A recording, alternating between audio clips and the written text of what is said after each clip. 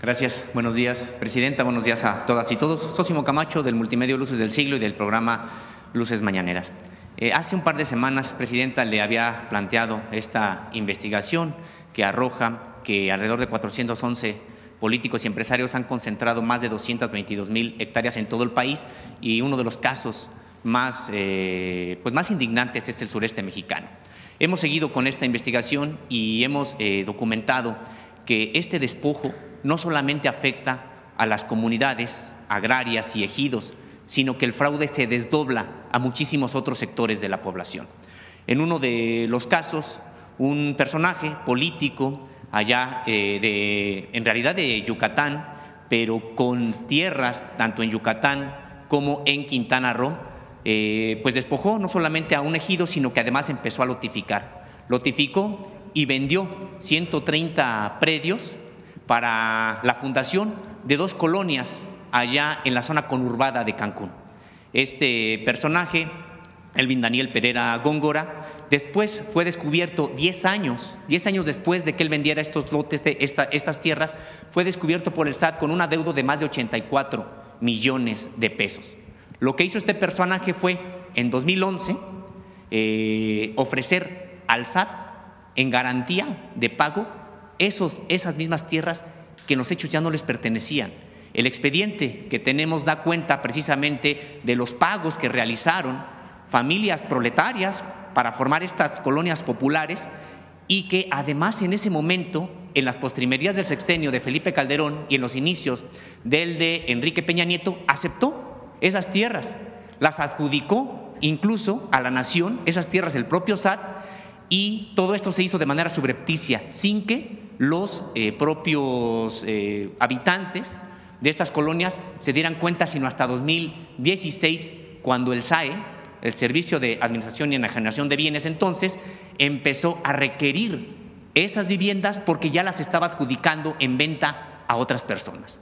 Hace también ya algunas semanas vino una delegación de estas familias a dejar un escrito aquí a usted sobre este tema, y cuando regresaron, uno de los que vino se encontró con que ya se había efectuado el desalojo de su propia vivienda.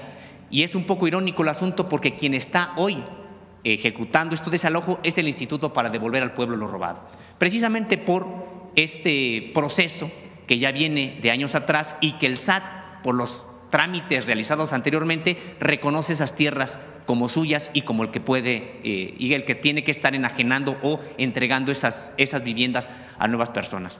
Este fraude, Presidenta, pues tiene que ver con personajes que primero despojan ejidos, luego lotifican, los venden a personas en necesidad de vivienda y revenden después incluso o entregan en garantía al propio gobierno, al SAT, estas tierras. Presidenta, ¿qué hacer ante casos como este? Bueno, primero este caso que comentas, pues sí hay que revisarlo, ¿no? Y lo otro hay que investigar. Si nos das todos los datos, por supuesto que investigamos.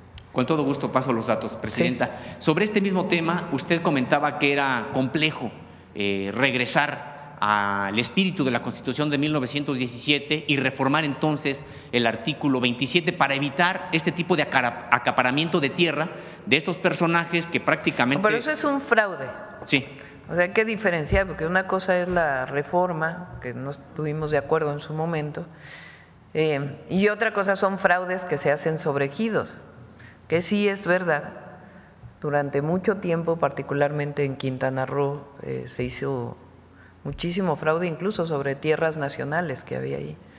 Entonces, en particular, cuando hay un fraude contra un ejido, un ejidatario, pues hay que investigar a fondo y regresar la tierra a quien es, y que investigue siempre la Fiscalía y los tribunales, porque no puede haber estos fraudes. Claro. Aquí también el problema, Presidenta, es de que el acaparamiento de tierra se da no solamente por medio del fraude, sino porque la propia ley, ya reformada, permite la disolución de la propiedad social y de los ejidos. Es decir, fraudes como estos pudieron haberse evitado de origen si es que no se logra este dominio pleno por determinados políticos, muchos de ellos exfuncionarios. Este personaje del que hoy le estoy poniendo el ejemplo, pues es un personaje político allá en Yucatán, candidato, mucho tiempo militante del PRI, después de Movimiento Ciudadano, y que hoy pues prácticamente no tiene ningún citatorio, ninguna molestia por parte de la autoridad, mientras las otras personas están en esta situación. Sí, lo revisamos.